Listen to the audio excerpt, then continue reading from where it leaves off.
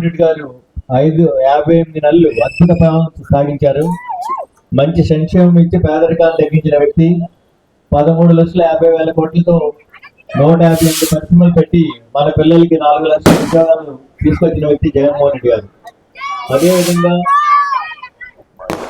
వైద్యం కూడా నాణ్యమైన విద్యను అందించి పేద ప్రజల పిల్లలు ఎవరు కూడా పనుల్లోకి వెళ్ళకూడదు, చదువుకోవాలని చెప్పి నాడు నేడు ద్వారా స్కూల్స్ బాగు చేశారు. అదేవిధంగా మంచి వైద్యాన్ని ఇచ్చి ప్రతి విలేజ్ లోని విలేజ్ వ్యక్తి జగన్మోహన్ రెడ్డి గారు. అదేవిధంగా బీసీ సామాజిక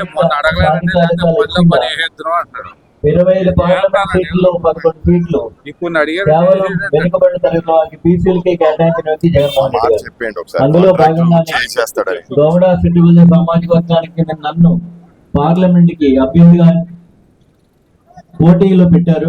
మీరందరూ కూడా మీకున్న 2 ఓట్లు కూడా ఫ్యాన్ గుర్తు మీద వేసి నీతి నిజాయితీ పడిన మీ ఎమ్మెల్యే శ్రీ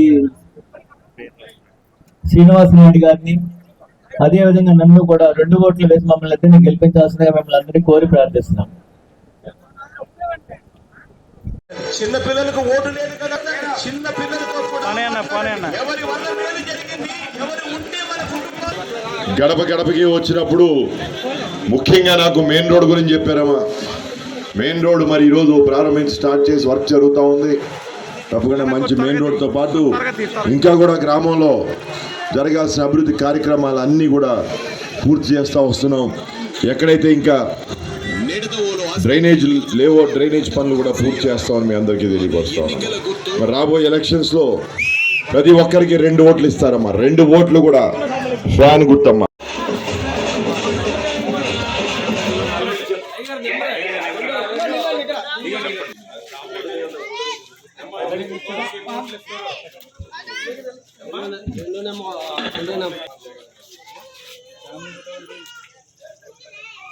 ఓకే సార్. ఆనర్ అమ్మా, నమస్తే అమ్మా.